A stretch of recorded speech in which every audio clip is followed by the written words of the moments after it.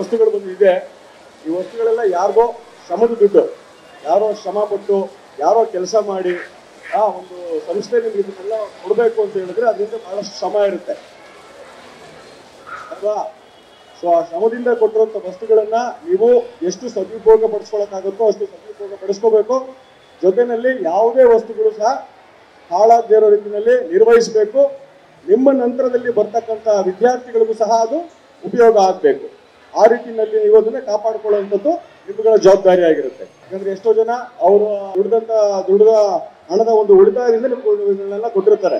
ಎಷ್ಟೋ ಶಾಲೆಗಳಿದಾವೆ, ಆದ್ರೂ ಸಹ ನಾವು ಪುಟ್ಟೇನಹಳ್ಳಿ ಶಾಲೆಯಲ್ಲಿ ಯಾಕೆ ನಾವು ಚೂಸ್ ಮಾಡ್ಕೊಂಡ್ವಿ ಅಂತ ಹೇಳಿದ್ರೆ ಇಲ್ಲಿ ಮ್ಯಾಕ್ಸಿಮಮ್ ಬಡ ಮಕ್ಳು ಇರ್ತಾರೆ, ಬಡವ್ರ ಮಕ್ಳು ಇರ್ತಾರೆ, ಲೇಬರ್ ಕ್ಲಾಸ್ ಅವ್ರ ಮಕ್ಕಳುಗಳು ಇರ್ತಾರೆ.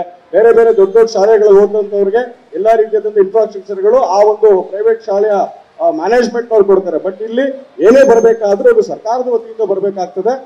ಅದರಲ್ಲೂ ಈ ರೀತಿಯಾದಂಥ ಮೂಲಭೂತ ವಸ್ತುಗಳು ಏನು ನಿಮ್ಗೆ ಅವಶ್ಯಕತೆ ಇದೆ ಅದನ್ನ ನಮ್ಮ ಸಬ್ ಇನ್ಸ್ಪೆಕ್ಟರ್ ಅವ್ರನ್ನ ಕಳಿಸ್ಕೊಟ್ಟಾಗ ನಮ್ಮ ಪ್ರಿನ್ಸಿಪಲ್ ಮೇಡಮ್ ಅವರು ಈ ರೀತಿಯಾದಂಥ ವಸ್ತುಗಳು ಬಹಳ ಅವಶ್ಯಕತೆ ಇದೆ ಅಂತ ಹೇಳಿ ಅವರು ಪ್ರತಿಯೊಂದನ್ನು ಮಕ್ಕಳಿಗೆ ಯೂಸ್ ಆಗುವಂಥದ್ದನ್ನೇ ಚೂಸ್ ಮಾಡಿದ್ದಾರೆ. ಸೊ ಅದಕ್ಕೆ ಅದನ್ನೆಲ್ಲ ಒದಗಿಸ್ಕೊಟ್ಟಂತ ಶಿಲ್ಪಾ ಫೌಂಡೇಶನ್ ಅವರಿಗೆ ನನ್ನ ಹೃದಯಪೂರ್ವಕ ವಂದನೆಗಳನ್ನು ಹೇಳ್ತಾ, ಸೊ ನಿಮ್ಮೆಲ್ಲರಿಗೂ ಇದನ್ನ ಸರಿಯಾದ ರೀತಿಯಲ್ಲಿ ನಿರ್ವಹಿಸಬೇಕು. ಯಾವುದೇ ರೀತಿಯಲ್ಲೂ ಅವ್ರು ಕೊಟ್ಟಿರ್ತಕ್ಕಂಥ ವಸ್ತುಗಳನ್ನ ಹಾಳು ಮಾಡದೇ ರೀತಿಯಲ್ಲಿ ನಾವು ಪಡ್ಕೋಬೇಕು ಅಂತ ಹೇಳ್ತಾ ನಾನು ಆಗಿಂದಾಗಿ ನಿಮ್ಮ ಶಾಲೆಗೆ ಬರ್ತಾ ಇರ್ತೀನಿ. ಇನ್ನು ಮುಂದಕ್ಕೂ ಸಹ ಇನ್ನೇನಾದ್ರೂ ಅವಶ್ಯಕತೆ ಇದ್ದಂಥ ಸಂದರ್ಭದಲ್ಲಿ ಇಂಥ ಫೌಂಡೇಶನ್ಗಳಿಂದ ಏನಾದ್ರೂ ನಿಮ್ಮ ಮುಂದಕ್ಕೆ ಮಾಡಿಸ್ಬೋದ ಅನ್ನೋದನ್ನ ನಾವಿನ್ನ ಅದನ್ನ ಯೋಚನೆ ಮಾಡಿದ್ವಿ. ಬಟ್ ಕೊಟ್ಟಿರ್ತಕ್ಕಂಥ ವಸ್ತುಗಳನ್ನ ಯಾವುದನ್ನು ಸಹ ನೀವು ಕೆಡದೇ ಇರೋ ರೀತಿಯಲ್ಲಿ ನಿರ್ವಹಿಸಬೇಕು ಅಂತ ಮತ್ತೆ ನಿಮ್ಗೆಲ್ಲರಿಗೂ ಹೇಳ್ತಾ, ಬಹಳ ಮುಖ್ಯವಾಗಿ ಶಿಲ್ಪಾ ಫೌಂಡೇಶನ್ ಅವರಿಗೆ, ಅಚ್ಯುತಣ್ಣ ಅವರಿಗೆ, ಅಭಿನವ್ ಅವರಿಗೆ ಮತ್ತು ವೇದಿಕೆ ಮೇಲೆ ಆಸೀನರಾಗಿರ್ತಕ್ಕಂಥ ಎಲ್ಲ ಹಿರಿಯರಿಗೂ ನಾವೆಲ್ಲರಿಗೂ ವಂದಿಸ್ತಾ ನನ್ನ ಮಾತನ್ನು ಮುಗಿಸ್ತೀನಿ.